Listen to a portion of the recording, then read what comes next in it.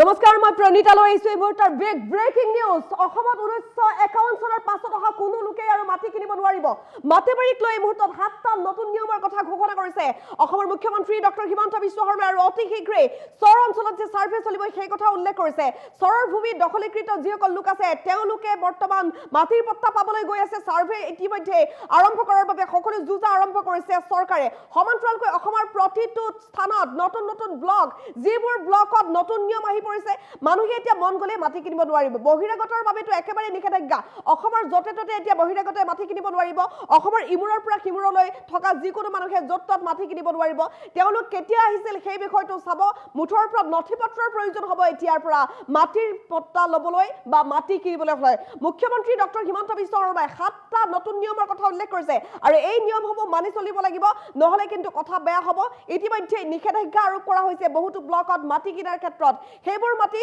জধে মধে যিকোনো লোকে কিনিব নোৱাৰিব মাটি কিনিবলৈ অনুমতি লাগিব মাটি বিক্ৰী কৰিবলৈ অনুমতি লাগিব মুখ্যমন্ত্ৰী ডক্টৰ হিমন্ত বিশ্ব শৰ্মাৰ ডাঙৰ ঘোষণা এই মুহূৰ্তত সবিস্তাৰে আমি লৈ আহিব বিচাৰিছো আটাইতকৈ ডাঙৰ খবৰ অসমত 1951 চনৰ পাছত অহা কোনো লোকে সহজে এতিয়াৰ পৰা মাটি কিনিব নোৱাৰিব মাটি কিনাৰ ক্ষেত্ৰত এতিয়া নিষেধাজ্ঞা আৰোপ কৰা হৈছে 7টা নতুন নিয়মৰ কথা উল্লেখ কৰিছে মুখ্যমন্ত্ৰী গৰাকীয়ে অসমৰ নিৰ্বাচিত ৰেভিনিউ ব্লকত 51ৰ আগত অহা লোকেহে মাটি কিনা বেচা কৰিব পাৰিব মাটি বাৰীক লৈ 7টা নতুন নিয়মৰ কথা ঘোষণা কৰিছে মুখ্যমন্ত্ৰী ডক্টৰ হিমন্ত বিশ্ব শৰ্মাই তেওঁ কলে যে মাটি বাৰী কিনা বেচা ইমান সহজ নহব এতিয়া বহিৰাগতই অসমত মাটি কিনিব নোৱাৰিব জধে মধে বহিৰাগতৰ ক্ষেত্ৰত এতিয়া লোৱা হ'ব বিশেষ ব্যৱস্থা বিক্ৰী কৰিবলৈও আনকি নতুন নিয়ম মানি চলিব লাগিব যিসকলে বিক্ৰী কৰিব বিচাৰিছে তেওঁলোকেও নতুন নিয়ম মানি চলিব লাগিব কঠোৰ নিৰ্দেশ মুখ্যমন্ত্ৰী ডক্টৰ হিমন্ত বিশ্ব শৰ্মাৰ নিশ্চিতভাৱে এইটো এটা ডাঙৰ খবৰ আমি জনাই আছো মাটি বাৰী কিনা বেচাক লৈ এতিয়া অসমত আহি গ'ল নতুন নিয়ম উলংঘা কৰিলে লোৱা হ'ব কঠোৰ ব্যৱস্থা মুখ্যমন্ত্ৰী ডক্টৰ হিমন্ত বিশ্ব শৰ্মা ইতিমধ্যে নিৰ্দেশ দিছে মাটি বাৰী ক্ৰয় বিক্ৰয়ক লৈ ডাঙৰ মন্তব্য কৰিছে মুখ্যমন্ত্ৰী ডক্টৰ হিমন্ত বিশ্ব শৰ্মাই নতুন নিয়ম 7টাৰ কথা ঘোষণা কৰিছে তেওঁ অসমৰ নিৰ্বাচিত ৰেভিনিউ ব্লকত 51ৰ আগত অহা লোকেহে মাটি কিনিব পাৰিব মাটি বিক্ৰী কৰিব পাৰিব এই কথা উল্লেখ কৰিছে মুখ্যমন্ত্ৰী গৰাকীয়ে অসমৰ কিছু ব্লকত প্ৰযোজ্য হ'ব এতিয়াৰ পৰা নতুন নিয়ম আৰু এই নিয়ম মানি চলিব লাগিব প্ৰতিগৰাকী লোকে অসমৰ বিশেষ কিছু অঞ্চলত মাটি বাৰী ক্ৰয় বিক্ৰয়ত প্ৰযোজ্য হ'ব এই নতুন নিয়ম সকলোৱে মানিব লাগিব উলংঘা কোনেও কৰিব নোৱাৰিব মুখ্য নগৰবোৰত অৱশ্যে এই নিয়ম প্ৰযোজ্য নহয় যেনেকৈ গুৱাহাটী মহানগৰীত এই নিয়ম অৱশ্যে প্ৰযোজ্য নহ'ব আৰু আছু চৰকাৰৰ মাজত যিখন বিশেষ আলোচনা হৈছিল সেই আলোচনাত সিদ্ধান্ত গ্ৰহণ কৰা হৈছে এই নিয়ম কেৱল গ্ৰামাঞ্চলত আৰু নন মিউনিচিপাল ৰেভিনিউৰ ক্ষেত্ৰত প্ৰযোজ্য হ'ব বুলি উল্লেখ কৰিছে অসমৰ মুখ্যমন্ত্ৰী ডক্টৰ হিমন্ত বিশ্ব শৰ্মাই ইফালে নতুন নগৰৰ ক্ষেত্ৰত এই নিয়ম হোৱাটো আছুৱে বিচাৰিছে আৰু আছুৰ এই দাবী বৰ্তমান গুৰুত্ব সহকাৰে লৈছে চৰকাৰে এই সিদ্ধান্তত উপনীত হৈছে জনজাতি আৰু অনুসূচিত জাতিৰ বাবে প্ৰয়োজন নহয় প্ৰমাণপত্ৰ এই কথা উল্লেখ কৰিছে মুখ্যমন্ত্ৰী ডক্টৰ হিমন্ত বিশ্ব শৰ্মাই ইফালে শীঘ্ৰে অসমৰ চৰ অঞ্চলৰ ভূমিত সাৰ্ভে চলিব আৰু এই সাৰ্ভেৰ পাছত যিসকল লোক আছে যিসকল দখলকৃত লোক আছে তেওঁলোকে অতি শীঘ্ৰে পাব মাটিৰ পট্টা জাষ্টিছ বিপ্লৱ শৰ্মাৰ কমিটিৰ প্ৰতিবেদন অনুসৰি জৰীপ কৰা হ'ব এই কথা উল্লেখ কৰিছে মুখ্যমন্ত্ৰী গৰাকীয়ে ভূমিহীন যিসকল লোক আছে তেওঁলোকক মাটিৰ পট্টা দিয়াৰ প্ৰতিশ্ৰুতি চৰকাৰে দিছে এই মুহূৰ্তত আমি জনাই আছো আটাইতকৈ ডাঙৰ খবৰ অসমত 51ৰ পাছত অহা লোকে সহজে এতিয়াৰ পৰা মাটি কিনিব নোৱাৰিব মাটি বাৰী কিনা বেচাৰ ক্ষেত্ৰত আহি গ'ল নতুন নিয়ম 7টা নিয়মৰ কথা উল্লেখ কৰিছে মুখ্যমন্ত্ৰী গৰাকীয়ে অসমৰ কিছু ব্লকত প্ৰযোজ্য হ'ব কিছু নতুন নিয়ম বিশেষ কিছু অঞ্চলত মাটি বাৰী ক্ৰয় বিক্ৰয়ত প্ৰযোজ্য হ'ব নতুন নিয়ম মুখ্যমন্ত্ৰী গৰাকীৰ ডাঙৰ ঘোষণা মুখ্য নগৰবোৰত অৱশ্যে এই নিয়ম প্ৰযোজ্য নহয় বুলি ক'লে মুখ্যমন্ত্ৰী গৰাকীয়ে আছু আৰু চৰকাৰে শেহতীয়াকৈ আলোচনা কৰিছে সিদ্ধান্ত লৈছে বৰ্তমান মাটি বাৰী ক'ত কোনে কিনিব পাৰিব কোনে বিক্ৰী কৰিব পাৰিব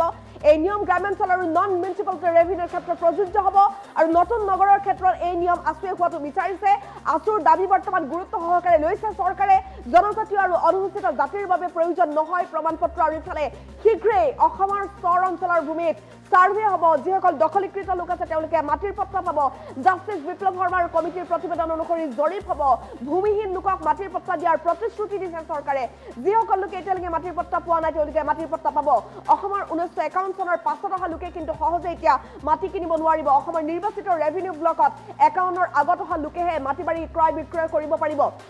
মাটি বাৰীক লৈ 7টা নতুন নিয়মৰ কথা উল্লেখ কৰিছে মুখ্যমন্ত্ৰী ডক্টৰ হিমন্ত বিশ্ব শৰ্মাই বহিৰাগতই অসমত মাটি কিনিব নোৱাৰিব যথেমতে আৰু অসমৰ মাটিৰ কেনেধৰণে কিনিব কেনেধৰণে বিক্ৰী কৰিব এই ক্ষেত্ৰত নতুন নিয়মৰ কথা উল্লেখ কৰিছে বিক্ৰী কৰিবলৈ অনুমতি লাগিব কিনিবলৈকো অনুমতি লাগিব কঠোৰ নিৰ্দেশ দিছে মুখ্যমন্ত্ৰী ডক্টৰ হিমন্ত বিশ্ব শৰ্মাই অসমত মাটি কিনা বেচাত এতিয়া নতুন নিয়ম আহি গ'ল 7টা নিয়মৰ কথা উল্লেখ কৰিছে মুখ্যমন্ত্ৰীগৰাকীয়ে মাটি বাৰী ক্ৰয় বিক্ৰয়ৰ ক্ষেত্ৰত ডাঙৰ মন্তব্য কৰিছে মুখ্যমন্ত্ৰী ডক্টৰ হিমন্ত বিশ্ব শৰ্মাই অসমৰ নিৰ্বাচিত ৰেভিনিউ ব্লকত 51ৰ আগত অহা লোকেহে মাটি কিনা বেচা কৰিব পাৰিব আৰু অসমৰ কিছু ব্লকত এতিয়া নতুন নিয়ম প্ৰযোজ্য হৈ যাব এই নিয়ম এতিয়া কাঢ়া নিৰ্দেশ দিয়া হৈছে নিয়ম উলংঘা কোনেও কৰিব নোৱাৰিব আৰু বিশেষ কিছু অঞ্চলত মাটি বাৰী ক্ৰয় বিক্ৰয়ত এই নতুন নিয়ম প্ৰযোজ্য হৈ গৈছে মুখ্য নগৰবোৰত অৱশ্যে এই নিয়ম প্ৰযোজ্য নহয় বুলি কৈছে যেনেকৈ গুৱাহাটী মহানগৰীত এই নিয়ম প্ৰযোজ্য নহব আছু আৰু চৰকাৰৰ আলোচনাত বিশেষ সিদ্ধান্ত গ্ৰহণ কৰিছে চৰকাৰে এই নিয়ম কেৱল গ্ৰামাঞ্চলত আৰু নন মিউনিচিপালিটি ৰেভিনিউৰ ক্ষেত্ৰত ইফালে নতুন নগৰৰ ক্ষেত্ৰত এই নিয়ম হোৱাটো আছুৱে বিচাৰিছে আৰু আছুৰ দাবী গুৰুত্ব সহকাৰে লৈছে চৰকাৰে এই মুহূৰ্তত আটাইতকৈ ডাঙৰ খবৰ আমি জনাই আছো মাটি বাৰী কিনা বেচাৰ ক্ষেত্ৰত 7টা নতুন নিয়ম আহি গ'ল আৰু সেই 7টা নিয়ম মানি চলিব লাগিব প্ৰতিগৰাকী লোকে যিসকল লোকে মাটি বিক্ৰী কৰিব বিচাৰিছে তেওঁলোকে দেখুৱাব লাগিব নিজৰ নথিপত্ৰ ভালদৰে যিসকল লোকে মাটি কিনিম বুলি ভাবিছে তেওঁলোকে দেখুৱাব লাগিব তেওঁলোক কেতিয়া আহিছিল অসমলৈ 1951 চনৰ পাছত অহা লোক যদি হয় তেনেহ'লে তেওঁলোকে কি কৰিব ৰেভিনিউ ব্লকত মাটি কিনিব নোৱাৰে ৰেভিনিউ ব্লকত মাটি কিনিবলৈ যদি যায় আৰু ব্যক্তিগৰাকী যদি 1951 চনৰ পাছত অহা লোক হয় তেনেহ'লে তেওঁক মাটি কোনো পৰ্যায়ত বিক্ৰী কৰা নহ'ব আৰু কোনোবাই যদি বিক্ৰী কৰেও তেনেহ'লে এই ক্ষেত্ৰত চৰকাৰে বিহিত ব্যৱস্থা গ্ৰহণ কৰিব বুলি উল্লেখ কৰিছে আপুনি যদি 1951 চনৰ পাছত অহা লোক আপোনাৰ যদি 1951 চনৰ পাছত অহাৰ পিছত আপুনি কোনো ঠাইত মাটি কিনিছে আৰু সেই ঠাইডোখৰ যদি ৰেভিনিউ ব্লকৰ আণ্ডাৰত পৰে তেনেহ'লে আপোনাৰ বিৰুদ্ধে ব্যৱস্থা গ্ৰহণ কৰা হ'ব মাটি বাৰী ক্ৰয় বিক্ৰয়ৰ ক্ষেত্ৰত বিশেষ 7টা নতুন নিয়ম আহিছে এই নতুন নিয়মৰ কথা মুখ্যমন্ত্ৰী ডক্টৰ হিমন্ত বিশ্ব শৰ্মাই উল্লেখ কৰিছে লগতে চৰ অঞ্চলত যে ছাৰ্ভে চলিব সেই কথা মুখ্যমন্ত্ৰীগৰাকীয়ে উল্লেখ কৰিছে আৰু ইতিমধ্যে চৰকাৰে প্ৰতিশ্ৰুতি দিছে চৰ অঞ্চলত দখলীকৃত যিসকল লোক আছে তেওঁলোকক মাটিৰ পট্টা অতি শীঘ্ৰে প্ৰদান কৰা হ'ব মাটিৰ পট্টাৰ ক্ষেত্ৰত ডাঙৰ মন্তব্য কৰিছে ইতিমধ্যে চৰকাৰৰ তৰফৰ পৰা প্ৰতিশ্ৰুতি দিয়া হৈছে মুখ্য নগৰবোৰত অৱশ্যে এই নিয়ম প্ৰযোজ্য নহয় যিবোৰ নিয়মৰ কথা আমি উল্লেখ কৰিছোঁ যি মুখ্য নগৰত যদি কোনোবাই মাটি কিনিব বিচাৰিছে বিক্ৰী কৰিব বিচাৰিছে তেওঁলোকে পাৰিব কিন্তু গ্ৰামাঞ্চলত নন মিউনিচিপালিটি ৰেভিনিউৰ ক্ষেত্ৰত কি হ'ব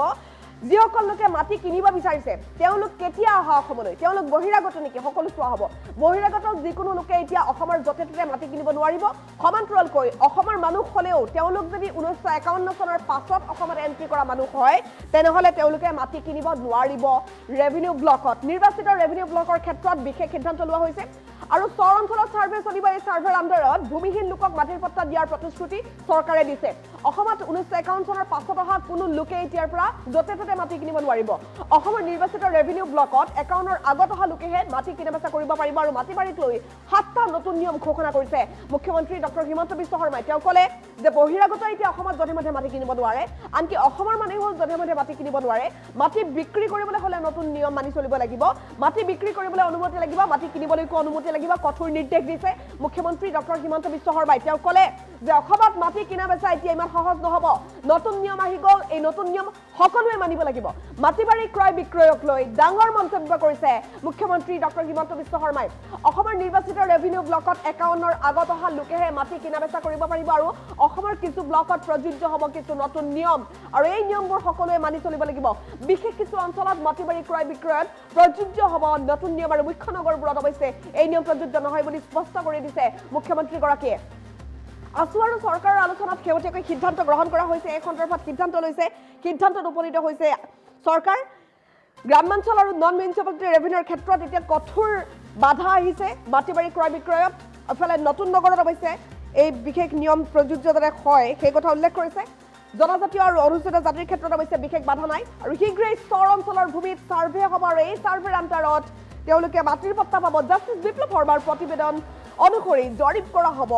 আৰু ভূমিহীন লোকক মাটিৰ পট্টা দিয়াৰ প্ৰতিশ্ৰুতি দিছে চৰকাৰে আৰু অসমত 51ৰ পাছত অহা কোনো লোকে এতিয়া যধে মধে মাটি কিনিব নোৱাৰিব মুখ্যমন্ত্ৰী ডক্টৰ হিমন্ত বিশ্ব শৰ্মাই এই সন্দৰ্ভত কি মন্তব্য কৰিছে শুনাব বিচাৰিছো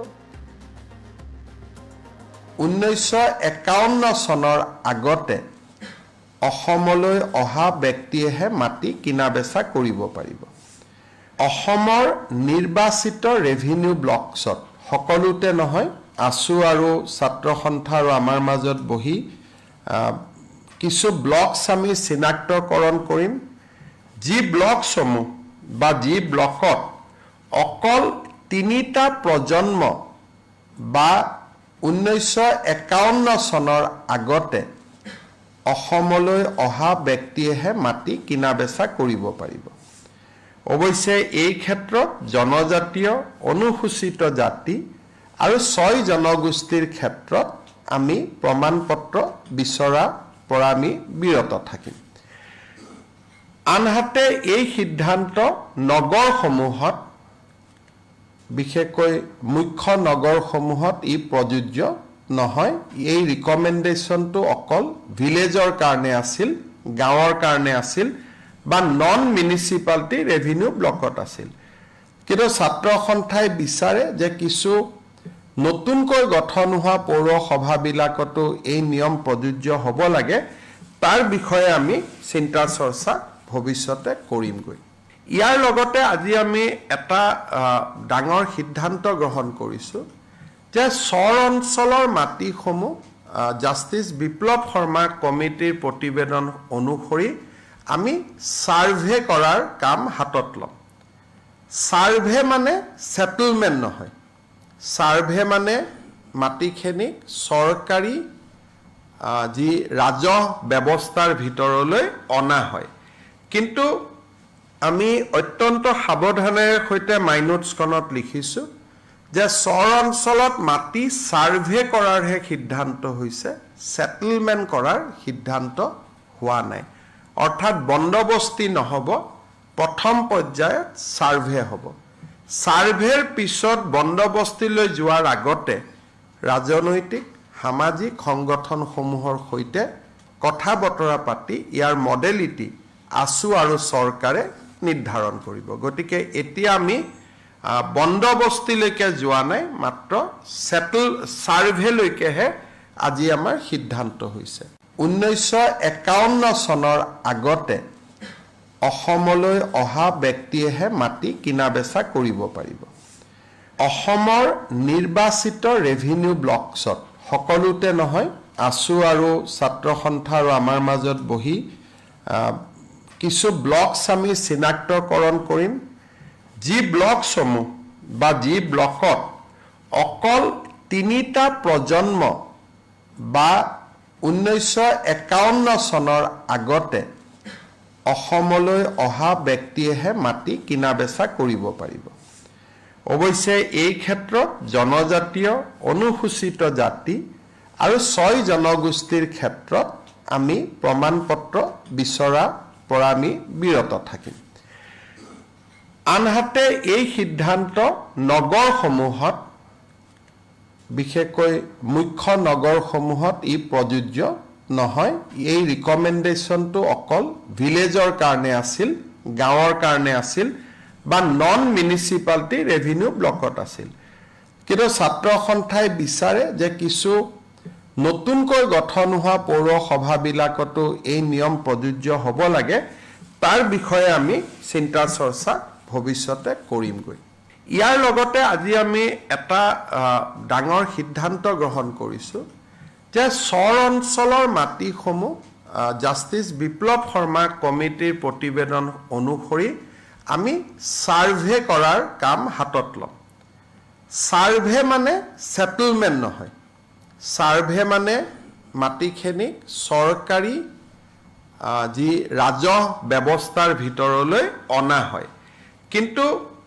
আমি অত্যন্ত সাৱধানেৰে সৈতে মাইনোটছখনত লিখিছোঁ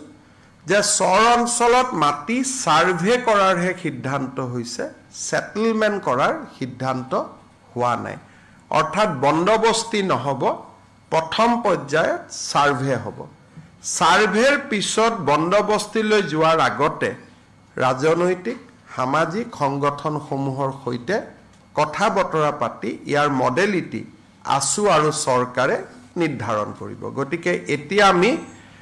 বন্দবস্তিলৈকে যোৱা নাই, মাত্ৰ ছাৰ্ভেলৈকেহে আজি আমাৰ চৰত আমি এই যিটো মানে ছাৰ্ভে, এই ছাৰ্ভে হোৱাৰ পিছতে আমি আকৌ চৰৰ ছাৰ্ভেৰ কাৰণে আগবাঢ়িম চৰ অঞ্চলত। তাৰপিছত গোৱালপাৰা জিলাৰ কথাও আহিছে যে তাৰ মাটিখিনি কি হ'ব। এইটো আমাৰ বন বিভাগৰ জৰিয়তে ইয়াত খুব খৰতকীয়াভাৱে এই ব্যৱস্থা লৈ আছে যাতে তাৰ যিটো সেটল কৰিবলগীয়া কথা সেইখিনি আমি সোনকালে ৰাজহ বিভাগ আৰু বন বিভাগ মিলি কৰাৰ কাৰণে আমি প্ৰস্তুতি লৈছো ভূমিৰ ৰেকৰ্ড ডিজিটেলাইজেশ্যন আৰু কৰিবলৈ আমি আগবাঢ়িছো এটোতো আপোনালোকে বহুখিনি কথা সুন্দৰভাৱে ইতিমধ্যে জানিছে আৰু তাৰ পাইলট প্ৰজেক্টটো আমি শোণিতপুৰ ডিষ্ট্ৰিক্টত লৈছো এটো আৰম্ভ কৰা হৈছে ধৰিত্ৰী অসম যেটো আমাৰ পৰ্টেল সেই ধৰণে আমি আপোনালোকে সেই বিষয়েও জানে এই প্লেটফৰ্মত সংহত ভূমি অভিলেখ ব্যৱস্থাপনা জৰিয়তে অসমৰ ভূমিৰ অভিলেখ ডিজিটেলাইজেশ্যন আৰু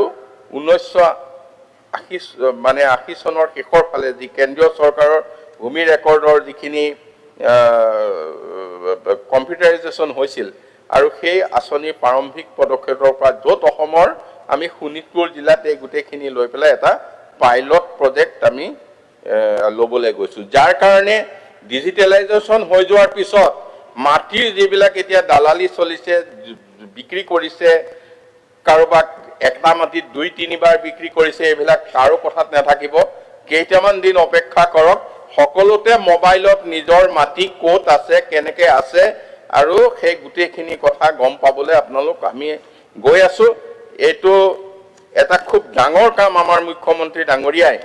এই বিষয়টো নিষ্পত্তি কৰিবৰ কাৰণে আগবাঢ়িছে আৰু এই কাৰণে এইখিনি কাম কৰিবলৈ সম্ভৱ হৈছে চৰত আমি এই দিশটো